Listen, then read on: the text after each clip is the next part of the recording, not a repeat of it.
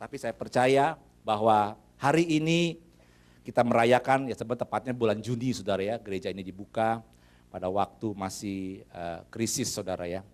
Jadi saya percaya bahwa sudah 14 tahun Tuhan itu memimpin gerejanya, berarti Tuhan memimpin saudara dan kami semua di sini, hamba-hambanya, kita semua sama-sama datang kepada Tuhan untuk beribadah, untuk bersyukur. Karena apa? Karena kita melihat pertolongan Tuhan yang luar biasa. Kita bisa ada sampai hari ini. Seperti apa yang Lena katakan, itu karena semuanya kasih Tuhan. Yang percaya katakan amin. Kasih tepuk tangan buat Tuhan Yesus. Haleluya.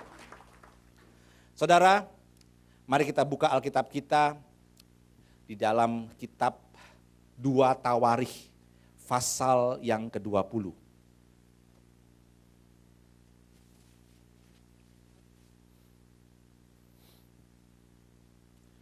2 Tawarikh pasal yang ke-20. Boleh kecilin dikit ya di monitornya. Ya, 2 Tawarikh pasal yang ke-20. Kita akan membaca agak panjang saudara, tapi ini sebuah cerita yang sangat menarik saudara ya. Bagaimana sebuah kemenangan yang unik diberikan oleh Tuhan kepada umat yang bisa menyenangkan hatinya saudara ya. Saudara, judul daripada 2 Tawarikh pasal 20 ayat yang pertama itu sampai kita akan baca bergantian sampai ayat yang ke-25, tidak apa-apa panjang sedikit, yang judulnya kemenangan atas Moab dan Amon. Ya. Akhir pemerintahan Yosafat, kita nggak akan baca akhir pemerintahan Yosafat tapi kemenangan ini. Nah saya akan baca yang pertama, saudara yang kedua dan seterusnya kita bergantian. Setelah itu Bani Moab dan Bani Amon datang berperang melawan Yosafat bersama-sama sepasukan orang Meunim. Saudara baca.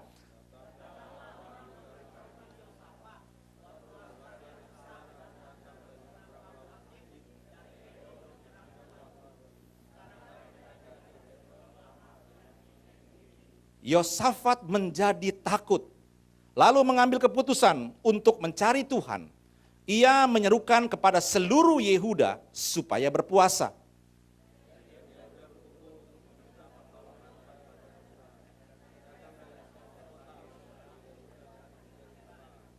Lalu Yosafat berdiri di tengah-tengah jemaah Yehuda dan Yerusalem di rumah Tuhan, di muka pelataran yang baru.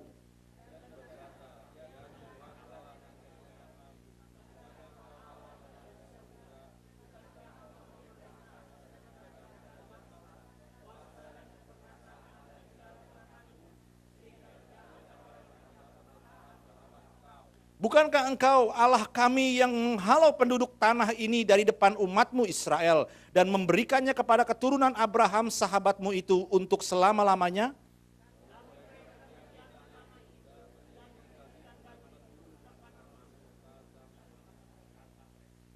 Bila sesuatu malapetaka menimpa kami, yakni pedang, penghukuman, penyakit sampar atau kelaparan, kami akan berdiri di muka rumah ini di hadapanmu karena namamu tinggal di dalam rumah ini, dan kami akan berseru kepadamu di dalam kesesakan kami sampai engkau mendengar dan menyelamatkan kami.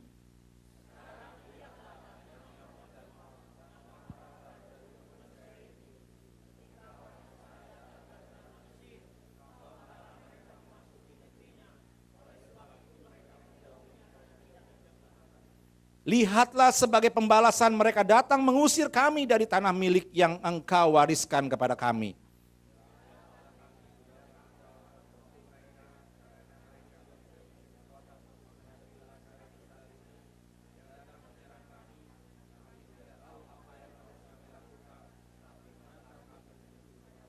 Sementara itu seluruh Yehuda berdiri di hadapan Tuhan, juga segenap keluarga mereka dengan istri dan anak-anak mereka.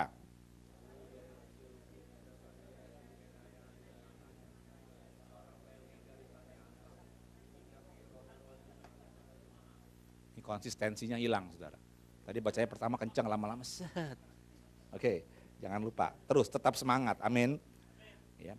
Sampai di mana tadi? Oh, ayat 15. Dan berseru, camkanlah hai seluruh Yehuda dan penduduk Yerusalem dan tuanku Raja Yosafat. Beginilah firman Tuhan kepadamu, janganlah kamu takut dan terkejut karena laskar yang besar ini. Sebab bukan kamu yang akan berperang, melainkan Allah.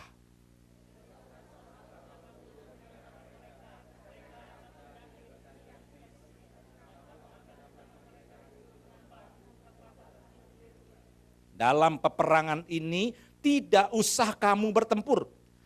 Hai Yehuda dan Yerusalem, tinggallah berdiri di tempatmu dan lihatlah bagaimana Tuhan memberikan kemenangan kepadamu. Janganlah kamu takut dan terkejut, majulah besok menghadapi mereka. Tuhan akan menyertai kamu.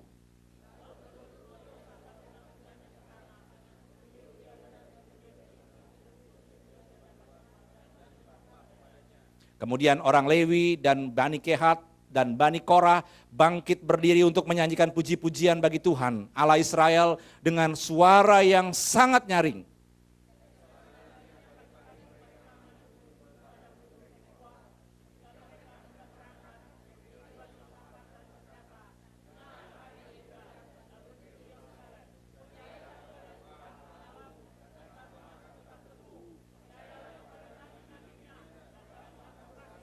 Setelah ia berunding dengan rakyat, ia mengangkat orang-orang yang menyanyi nyanyian untuk Tuhan dan memuji-muji Tuhan dalam pakaian kudus yang semarak pada waktu mereka keluar di muka orang-orang bersenjata sambil berkata, nyanyikanlah nyanyian syukur bagi Tuhan, bahwasanya untuk selama-lamanya kasih setianya.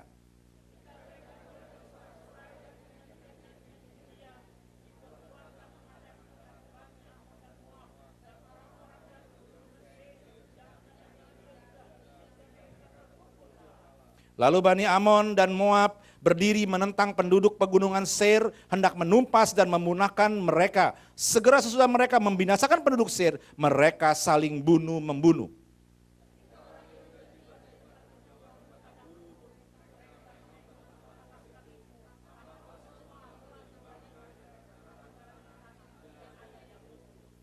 Sama-sama yuk kita baca. Lalu Yosafat dan orang-orangnya turun untuk menjarah barang-barang mereka. Mereka menemukan banyak ternak, harta milik, pakaian, dan barang-barang berharga. Yang mereka rampas itu lebih banyak daripada yang dapat dibawa. 3 hari lamanya mereka menjarah barang-barang itu karena begitu banyaknya. Katakan amin. Ya. Saudara, ini kemenangan kalau saya bilang sangat unik, saudara. Uniknya kenapa? Karena strateginya unik, saudara. Strategi unik yang bagaimana, saudara? Dikatakan dalam ayat 21, Yosafat menempatkan pemuji-pemuji dan imam-imam, penyembah-penyembah di depan orang-orang yang bersenjata.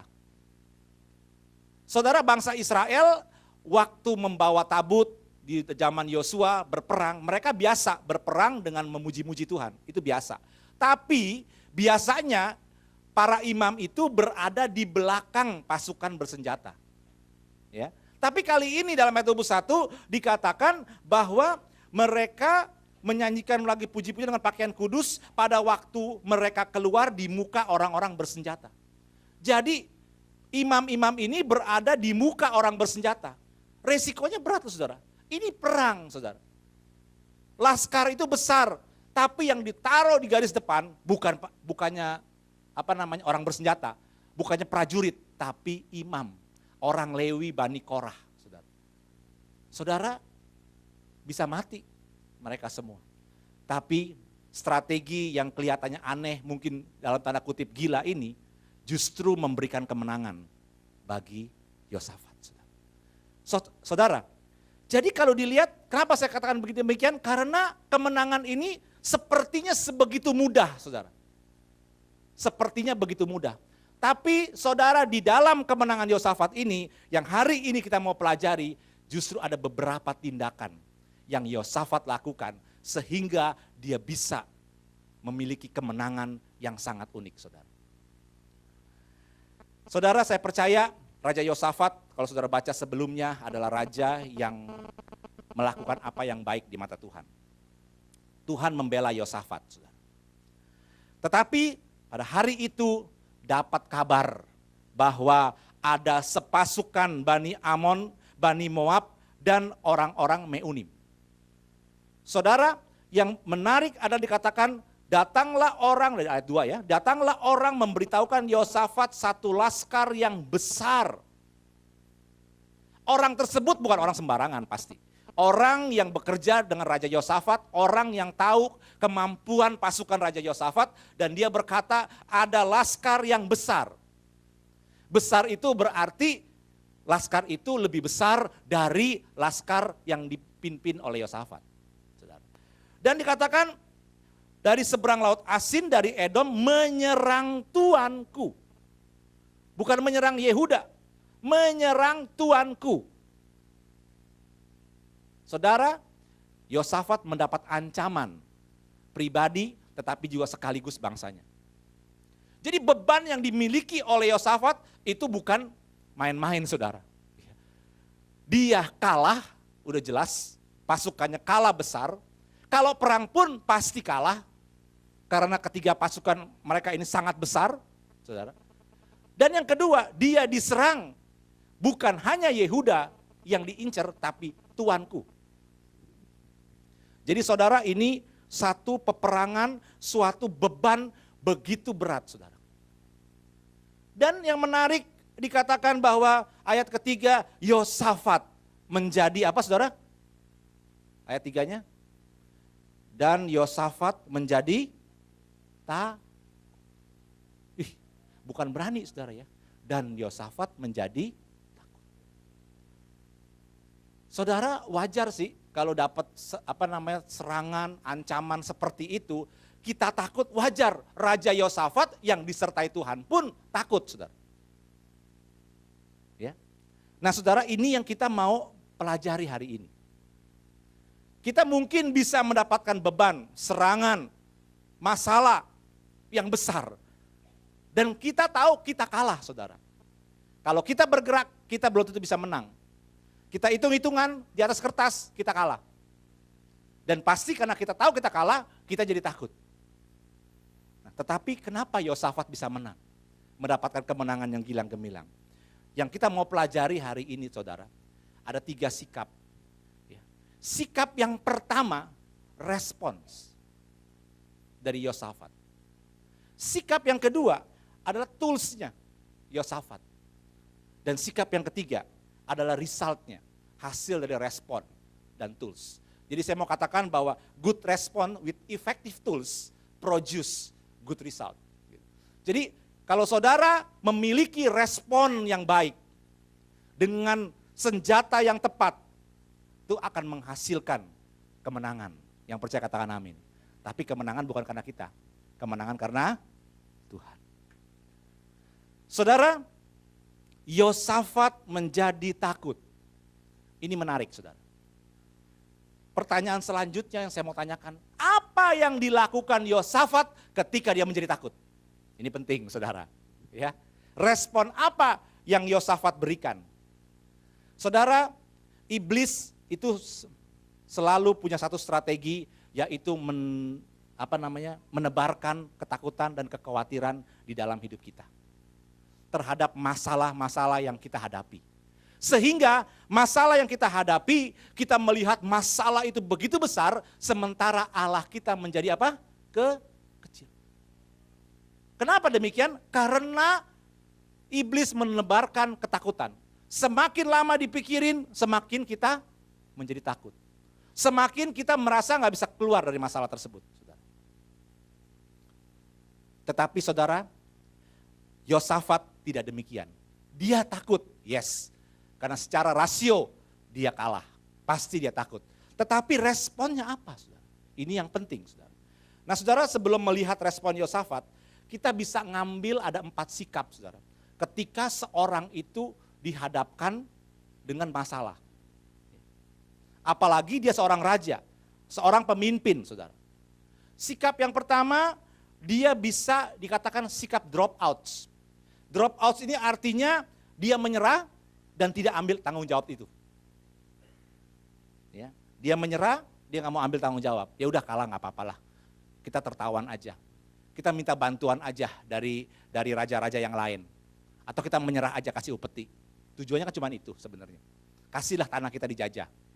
Atau yang kedua, cop outs. Cop outs itu artinya membuat alasan, tapi akhirnya tidak ngambil tanggung jawab. Buat alasan ini dan itu, akhirnya nggak mengambil tanggung jawab. Dan yang ketiga adalah hold outs, menunda-nunda untuk ngambil tanggung jawab itu. Aduh nanti aja nggak bisa, sekarang belum saatnya. Wah, belum waktunya, ini masih kita harus pasang strategi ini, pasang strategi, menunda-nunda ngambil tanggung jawab itu. Tapi Yosafat adalah raja yang all out, saudara. Dia ambil tanggung jawab itu dan dia bertindak, saudara. Saudara, ini penting. Ini kunci kemenangan dari Yosafat. Dia tidak menghindar dari masalah itu, memang dia takut, tapi dia punya respon. Dia ambil tanggung jawab itu. Saudara, hari-hari ini itu yang kita mesti lakukan. Masalah itu mungkin kita doakan, tetapi dia tidak mau pergi. Saya beri nasihat, ambil tanggung jawab. Ambil tanggung jawab. Yang mau katakan amin. Hadapi masalah itu. Saudara, waktu itu setelah HMC, saudara, yang terakhir, saya itu melihat bagaimana Tuhan melawat. Selesai HMC, saudara, saya ingat Pak Marco ditelepon ya, oleh kliennya. Intinya begini, kliennya itu seorang pejabat polisi dan saya tanya kenapa Marco? Iya, dia mau nuntut, mau masukin saya ke penjara, Pak. Itu habis HMC. Saudara, dia ngadepin masalah sama seperti Yosafat. Nah, apa yang dilakukan oleh Pak Marco, saya pikir jangan saya yang saksikan. Gitu. Lebih baik orangnya langsung yang saksikan. Amin, saudara? Amin. Nggak mau Marco bersaksi atau saya aja? Silakan Mar, coba Mar. Tolong dibantu. Biar langsung sumbernya. Shalom saudara.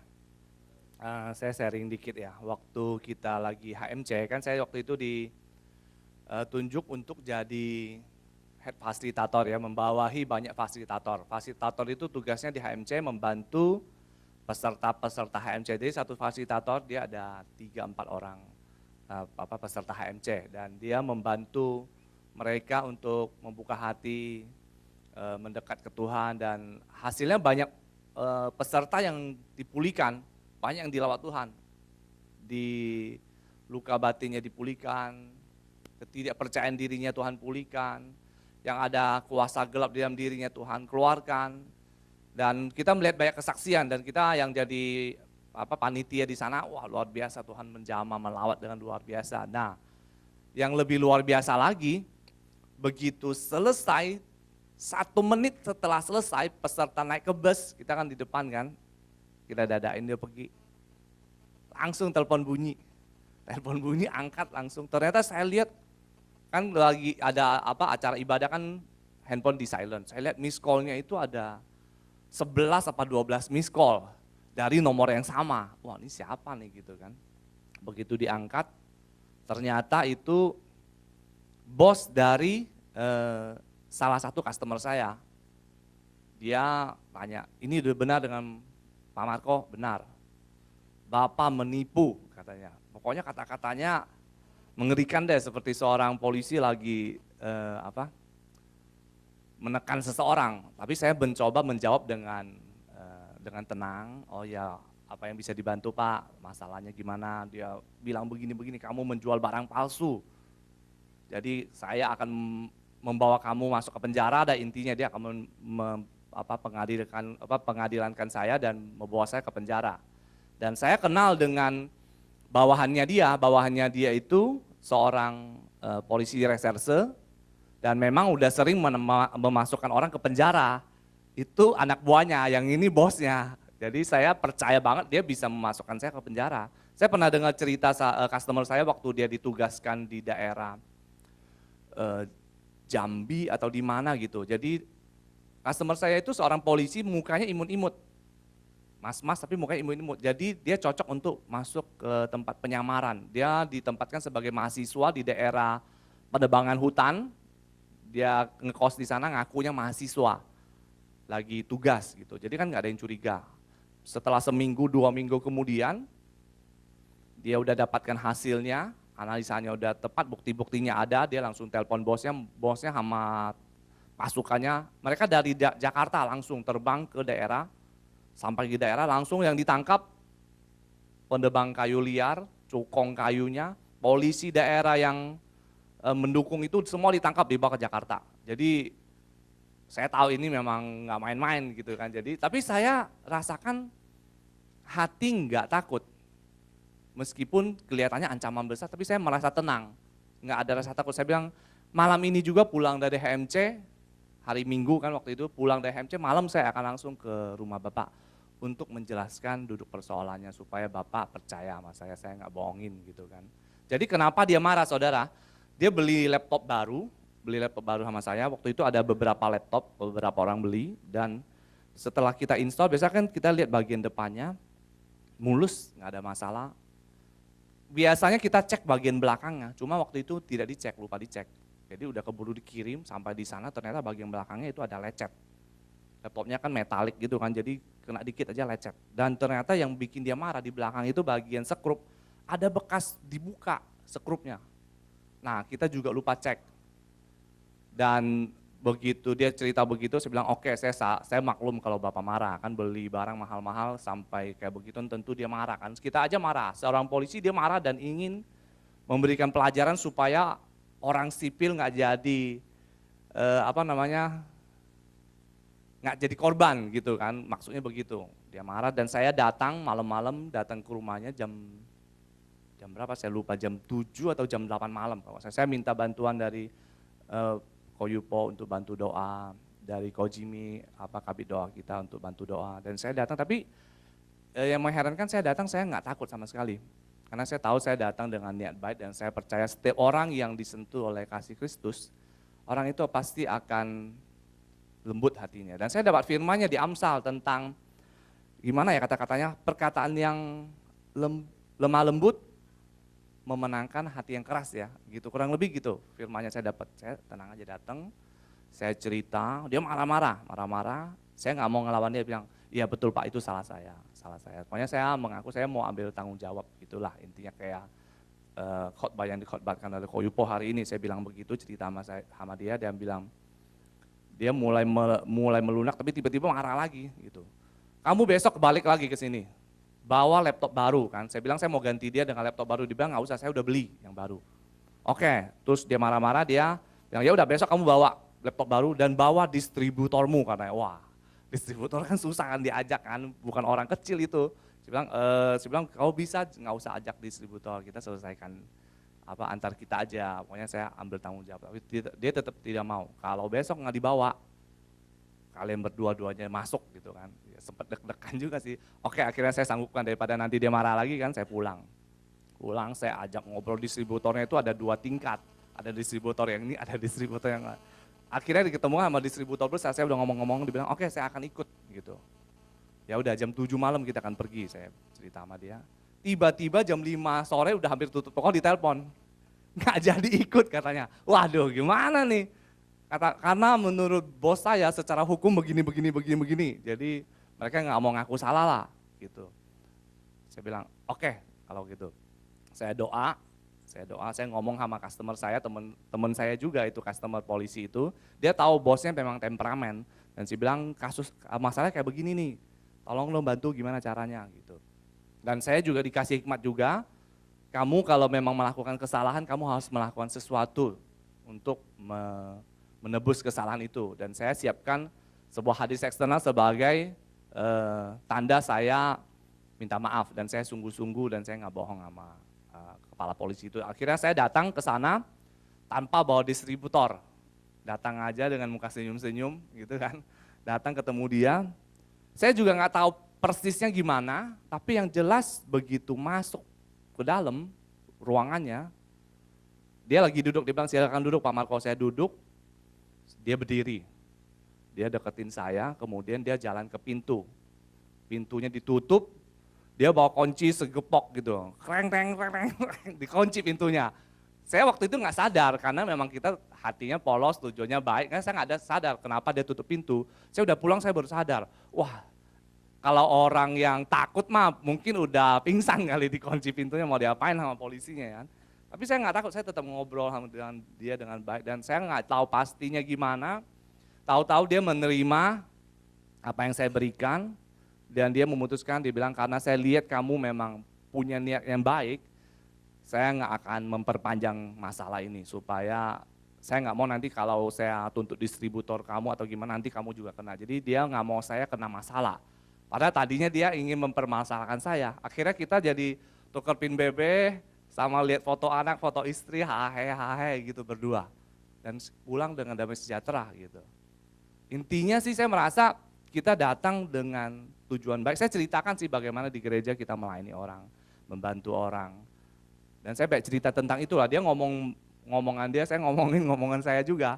Pokoknya intinya Tuhan sertai dan semua berjalan dengan baik. Dan saya nggak takut untuk mengaku salah dengan mengambil tanggung jawab dah gitu. Tuhan berkati saudara. Sekali lagi kita beri tepuk tangan buat Tuhan yang dahsyat. Haleluya. Nah saudara, itu pelajaran yang baik saudara. Bahwa ketika kita ada dalam masalah, kita percaya bahwa Tuhan itu pasti turut bekerja untuk mendatangkan kebaikan. Tapi turut bekerja saudara. Bukan saudara minta Tuhan yang kerja, saudara di belakang. Saudara turut Tuhan. Tuhan turut bekerja di dalam kehidupan saudara. Jadi seperti Yosafat ketika dia takut, dia tidak lari saudara. Dia tidak minta bantuan dari orang-orang atau raja-raja yang lain yang bisa backup dia. Karena dalam akhir hidupnya dia pernah, di dalam selanjutnya dia minta bantuan raja lain saudara. Yang sampai Tuhan marah. Padahal dia pernah punya pengalaman. Gitu, saudara. Saudara, ini penting.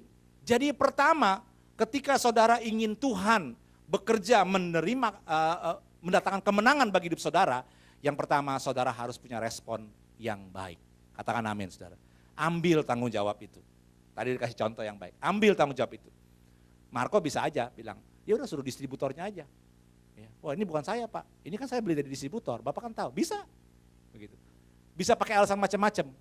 Tetapi malam itu dia ngambil tanggung jawab. Dan Tuhan turut bekerja, memberikan kemenangan. Amin saudara. Ya, jadi di dalam peperangan ini Yosafat menjadi takut, lalu mengambil keputusan untuk mencari Tuhan. Ya. Dan ia menyerukan kepada seluruh Yehuda untuk berpuasa. Respon dia ketika dia takut, dia cari Tuhan. Saudara. Dan dia cari Tuhan bukan sendiri. Dia takut bukan sendiri, dia ngomong sama rakyatnya, dia takut dan dia cari Tuhan dan dia suruh atau dia minta Yehuda berpuasa. Dia akui di dalam doanya, saudara tadi baca, bahwa dia ngakui bahwa ancaman itu memang ada di depan kami. Bani Moab, Bani Amon, Bani Meunim ada. Dia mengakui bahwa dia tidak punya kekuatan untuk berperang melawan Bani Amon, Bani Moab, dan Bani Meunim. Diakui saudara. Itu responnya kepada Tuhan.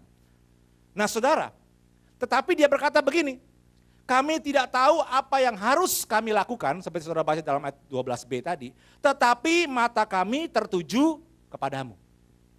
Ya.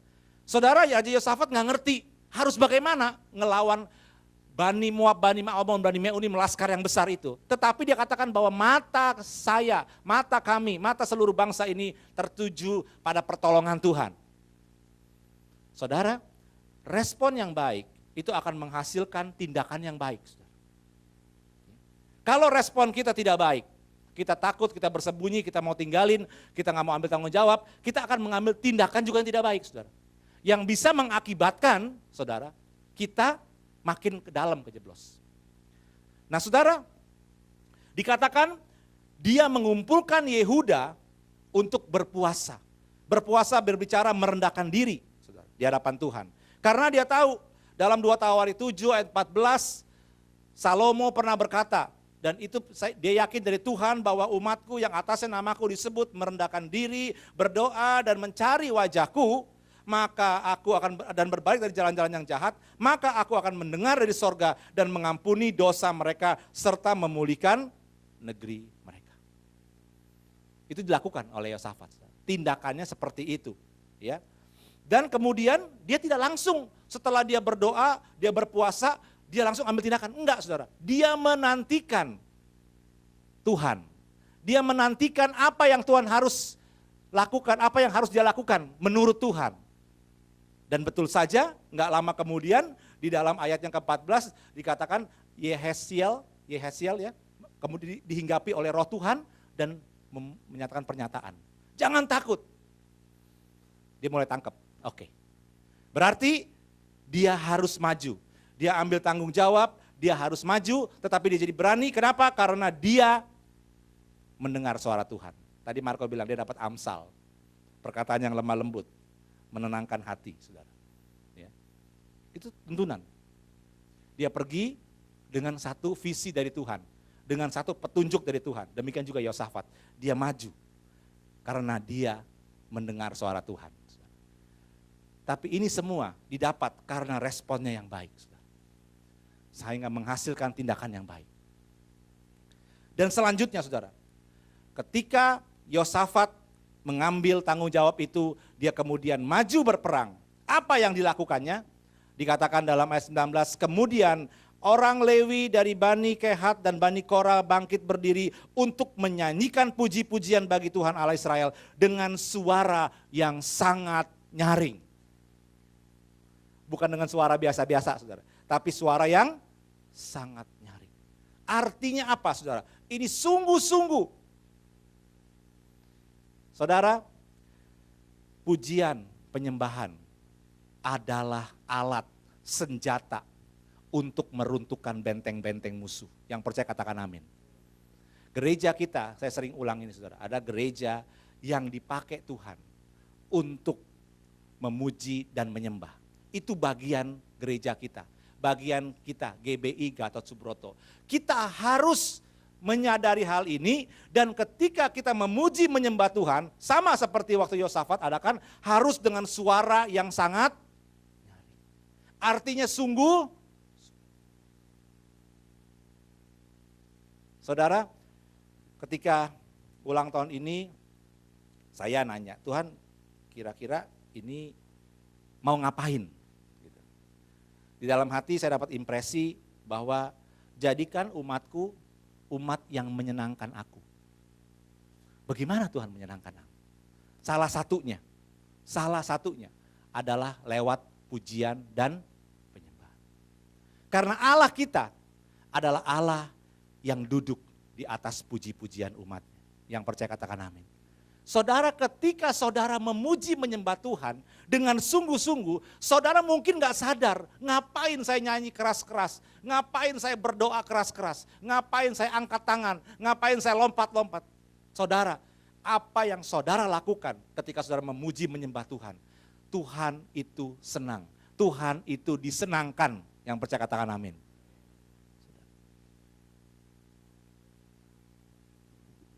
Bukti ini kita praktek di dalam menara doa.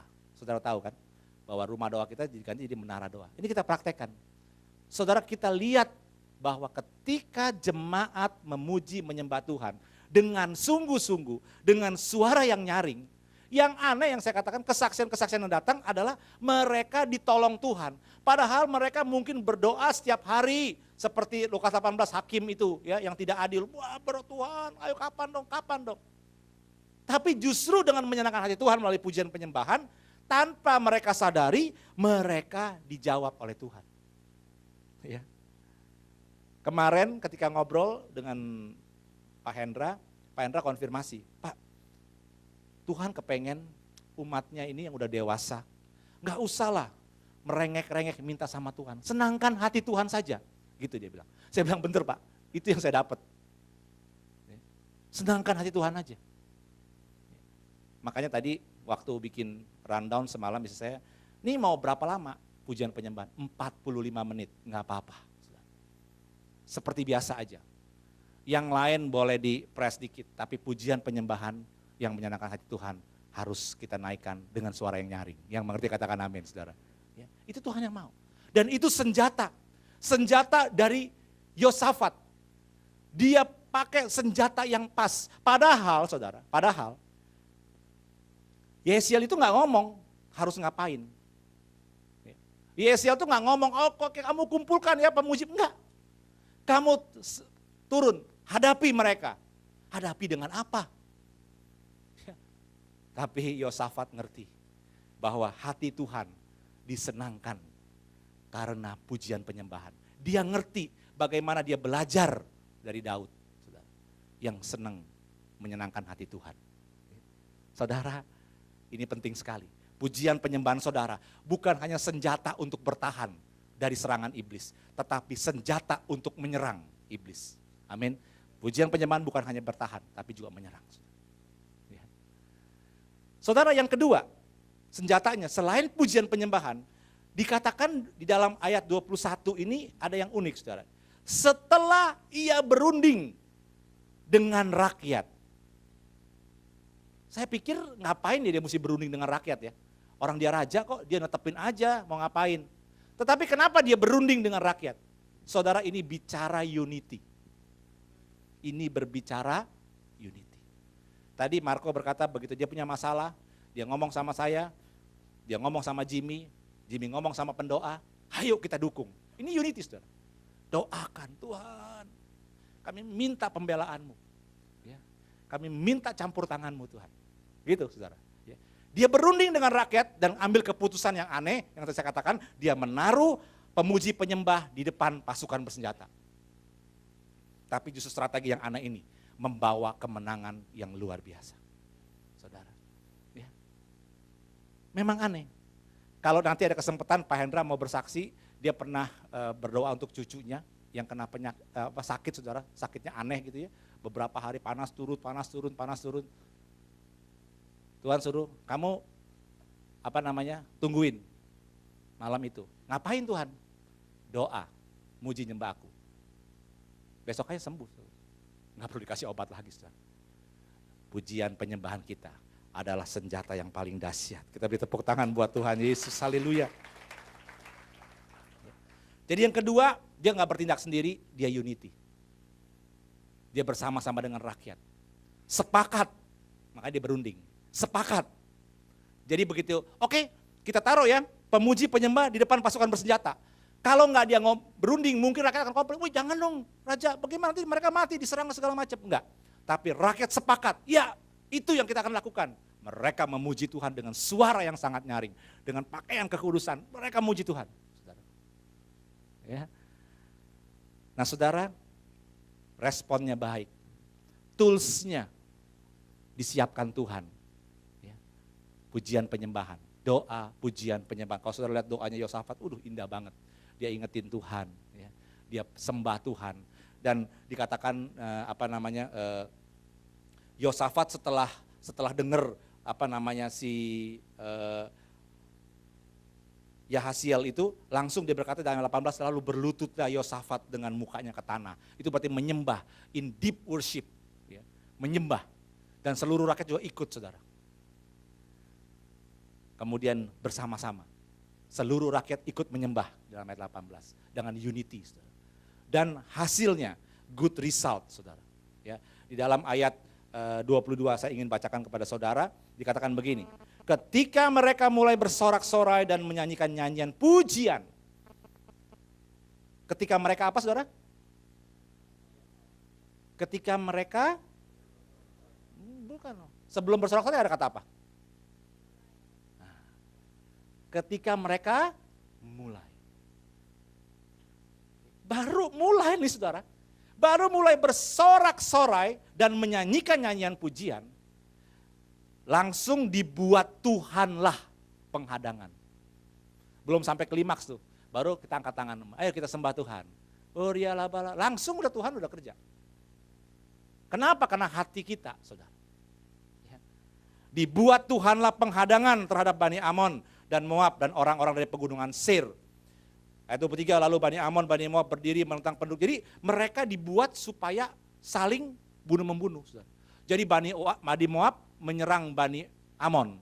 Kemudian setelah mereka membunuh orang-orang Meunim. Setelah yang menang itu mereka saling bunuh-membunuh. Heran saudara, padahal teman sendiri saling bunuh-membunuh. Ya. Dan ayat ke-24 berkata, ketika orang Yehuda tiba di tempat peninjauan, di padang gurun, mereka menengok ke tempat laskar itu, tampaklah semua menjadi bangkai berhantaran di tanah, tidak ada yang terluput. Jadi satu orang pun gak ada yang hidup. Dan ayat 25, lalu Yosafat dan orang-orang turun Jadi mereka itu disuruh nyerang itu, nyerang sempat perang nggak saudara? Nggak sempat perang. Mereka disuruh menjarah. Ya dikatakan turun untuk menjarah barang-barang mereka. Mereka menemukan banyak ternak, harta milik, pakaian, barang-barang berharga yang mereka rampas itu. Lebih banyak daripada apa yang dapat mereka bawa. 3 hari lamanya mereka menjarah barang-barang karena begitu banyaknya. Saudara, ketika good respond, effective tools yang tepat, senjata yang tepat, maka akan menghasilkan result yang luar biasa. Saya mau katakan ketika Tuhan turut bekerja dalam kehidupan kita, memberikan kemenangan, maka kita bisa berkata ada kata tidak yang Yosafat dapat. 3 kata tidak. Yang pertama, tidak usah berperang, saudara. Amin, saudara. Yang perang Tuhan, bukan kita. Kita hanya memuji menyembah Tuhan. Kalau memuji menyembah Tuhan aja nggak mau apa lagi sih? Ya. Padahal kan gampang, senang kan muji nyembah Tuhan. Nyanyi itu senang. Ada nggak orang yang senang nggak nyanyi? Jarang ya. Kalau nyanyi biasanya senang. Kedua, tidak tanggung-tanggung, saudara. Apa yang saya maksud tidak tanggung-tanggung? Di pihak Yosafat ada yang mati nggak? Perlu cabut pedang nggak? Enggak. Tapi di pihak musuh ada yang hidup nggak? Enggak juga, saudara. Jadi di pihaknya Yosafat, satu pun nggak ada yang mati. Jangan kata mati, lecet aja enggak. Ya. Pedang aja nggak usah keluar dari sarungnya. Tapi di pihak musuh nggak ada yang hidup satu juga. Jadi kalau Tuhan kasih kemenangan itu tidak tanggung-tanggung, saudara. Ya. Dan Tuhan ketika kemenangan itu didapatkan, berkatnya tidak pas-pasan, saudara. Tapi berlimpah. 3 hari lamanya, saudara.